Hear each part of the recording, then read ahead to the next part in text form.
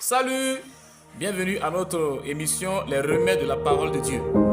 Dans cette émission, nous découvrons des problèmes et nous servons des secrets, vous voyez, des secrets de la Bible afin de résoudre ces problèmes-là. On dit les remèdes de la parole de Dieu. Aujourd'hui, nous allons traiter un thème puissant. Ce thème, c'est comment éduquer un enfant, ou bien comment réussir l'éducation d'un enfant. Vous voyez, c'est un problème qui se vit, vous voyez, dans presque toutes les familles du monde.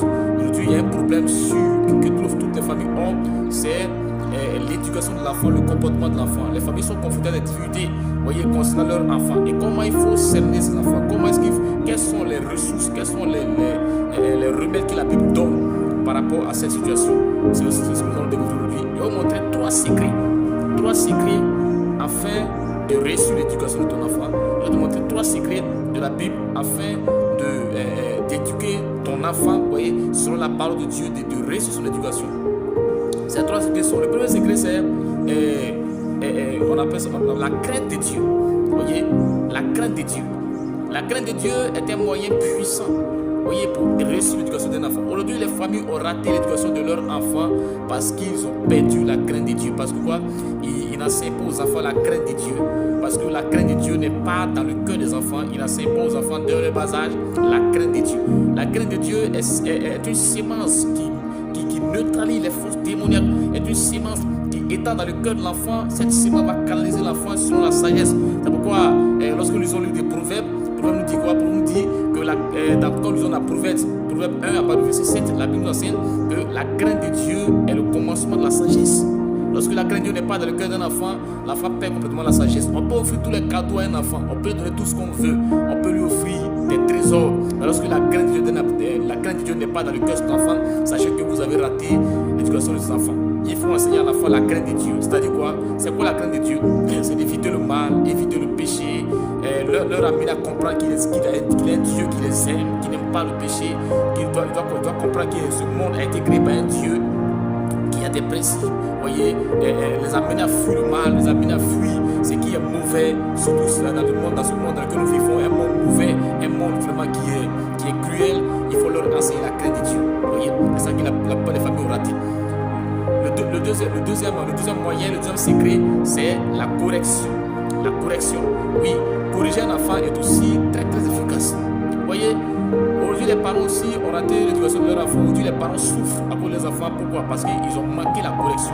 Ils ne corrigeaient pas leurs enfants. Aujourd'hui les enfants sont devenus un danger pour eux. Vous voyez, quand nous sommes dans Proverbe 22 à partir du verset 15, la Bible nous enseigne quoi? Que la folie est attachée au cœur de l'enfant. Vous voyez, mais une bonne correction et une bonne verge le ramèneront, mais l'arracheront de cette folie. Alléluia. Voyez, donc la correction aussi, selon la Bible, dit que la correction est un moyen pour ramener l'enfant, est un moyen efficace pour ramener l'enfant. Pourquoi? Parce que la folie est attachée au cœur de l'enfant. Lorsque l'enfant fait des choses, il connaît ce qu'il fait mauvais. Mais toi qui es le grand, qui a l'expérience, qui a la part de Dieu en toi, tu sais que ce qu'il fait va le mener à la ruine. Alors il faut le corriger. Lorsque tu trouves un enfant commet une erreur, il faut le corriger. Il faut chercher à le ramener, il faut chercher à le ramener de là. Alléluia.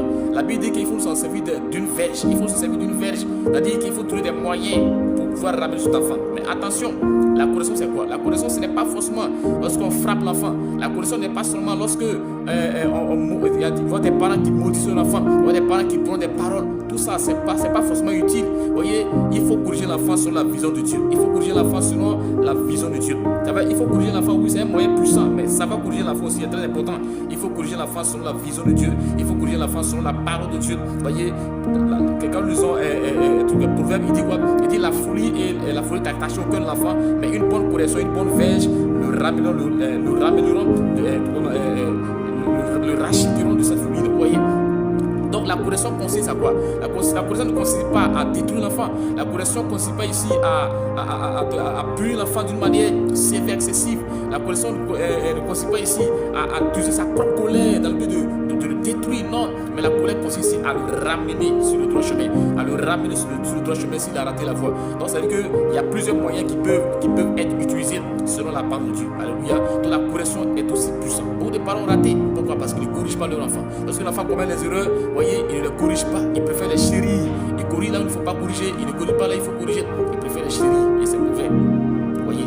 Mais lorsque nous corrigeons aussi, nous devons aussi corriger troisième secret, le dernier secret qui est la prière, le jeûne et la prière. Dans lisons dans Matthieu 17, à partir du verset 27, la Bible enseigne que cette sorte de démons ne sortiront que par le jeûne et par la prière. Vous voyez? C'est-à-dire que souvent les parents abandonnent facilement. Pourquoi? Parce qu'ils trouvent qu'ils sont impuissants. Non, mais lorsqu'on est puissant, c'est là qu'il faut faire recours à Dieu.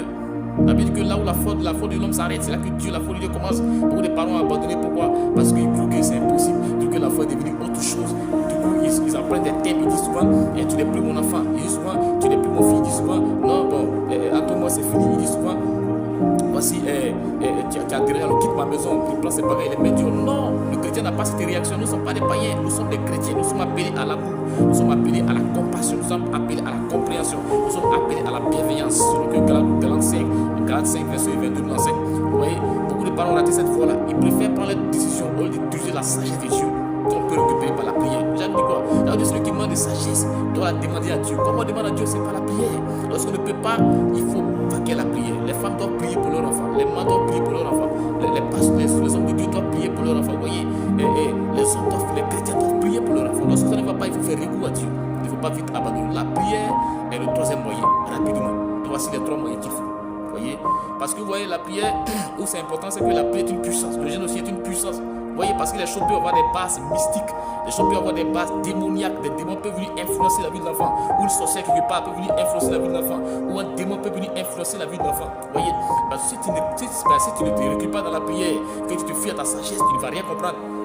En vouloir rallier les choses, tu les empires. Vous voyez, donc la prière est aussi importante. Donc voici les trois choses. Vous voyez, rapidement, nous avons la crainte de Dieu. Dans ce monde, nous avons la crainte de Dieu, donc la correction et la prière. Ciao, que Dieu vous bénisse. Merci. C'est votre frère, l'évangéliste Emmanuel. Bénissons.